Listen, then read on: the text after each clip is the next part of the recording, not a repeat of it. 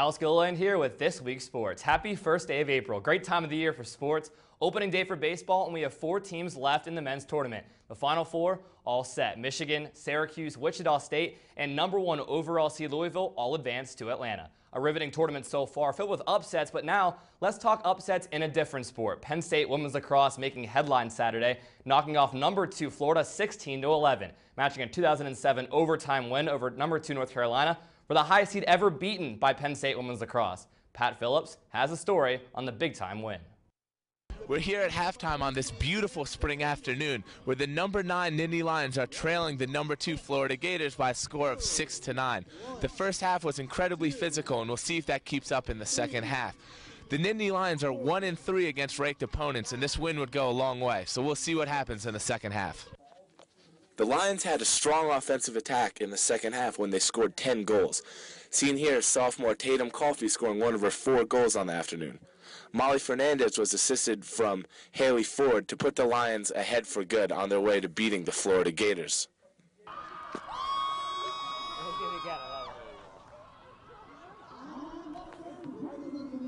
The win improved the Nittany Lions' overall record to 7-3 with the upset. We're here with Nittany Lions coach Missy Doherty. Congratulations on the win over #2 ranked Florida Gators. The main thing that jumped out, the second half, you guys outscored the Florida Gators 10-2. What do you think was behind that?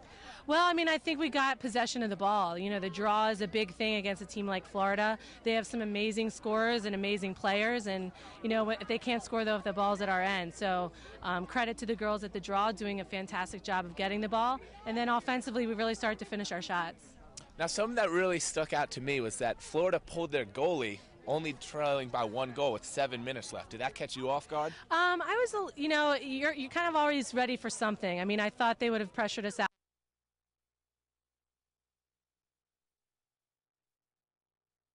Up the #7 in the DeBeer media poll. Great news, but the schedule doesn't get any easier. They face 3rd-ranked Northwestern in Evanston on Friday.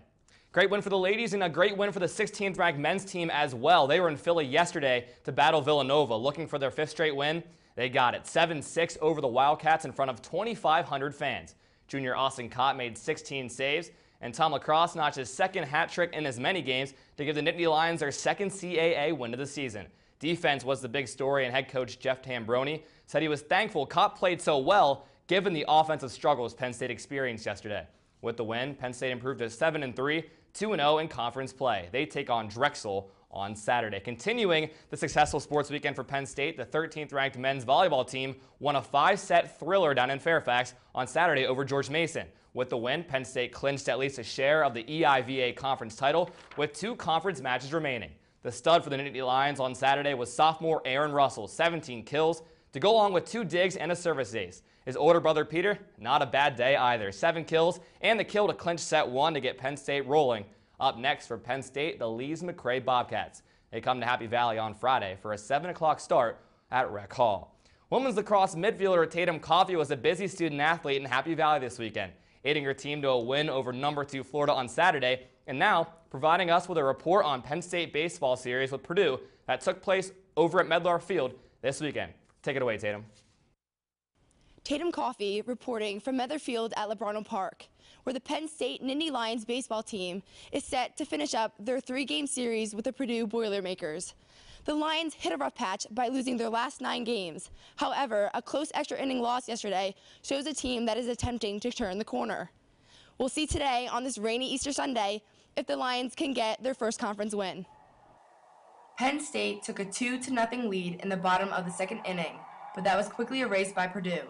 The Boilermakers scored 3 unanswered runs throughout the next 2 innings and continued their momentum by scoring 2 more runs in the top of the 5th, making the score 5-2. The Lions answered back with 3 runs in the bottom of the 5th and held the Boilermakers hitless for the next 2 innings. Greg Welsh, the starting pitcher for the Nittany Lions, allowed 3 runs through 8 innings while striking out a career-best 11 batters. However, due to another error, Purdue took the lead in the 8th inning and secured their win to make the final score 7-5. Purdue won their 3rd consecutive Big Ten game, while Penn State looks forward to their next conference game against Michigan in 2 weeks.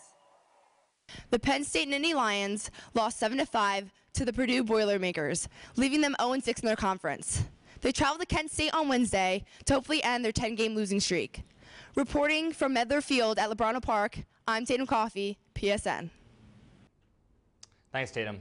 0-6 in the Big Ten, 5-18 overall for Penn State now. Not the start head coach Robbie Wine wanted, but the team, like Tatum said, will have the chance to get back on track Wednesday afternoon at Kent State. It was the Big Ten home opener for Penn State baseball on Friday, and on Saturday, it was the home opener for Penn State softball. Beard Field open for business, and the 14th-ranked Michigan Wolverines were in town. 10-4 at home last season, but an 0-3 start this season at the hands of a Michigan sweep. The Lions never really found their groove, losing 7-4 on Friday, 18-4, and 9-6 in the afternoon doubleheader on Saturday. A few bright spots, however, for Robin Petrini's team. Cassidy Bell launched a home run over the left field wall on Friday, her 14th of the season, and freshman Raina Faruya, hit her first home run in a Nittany Lion uniform. The team is back in action on Wednesday for an afternoon doubleheader against the Spartans of Michigan State. That's it for this week's sports. We'll be right back after the break.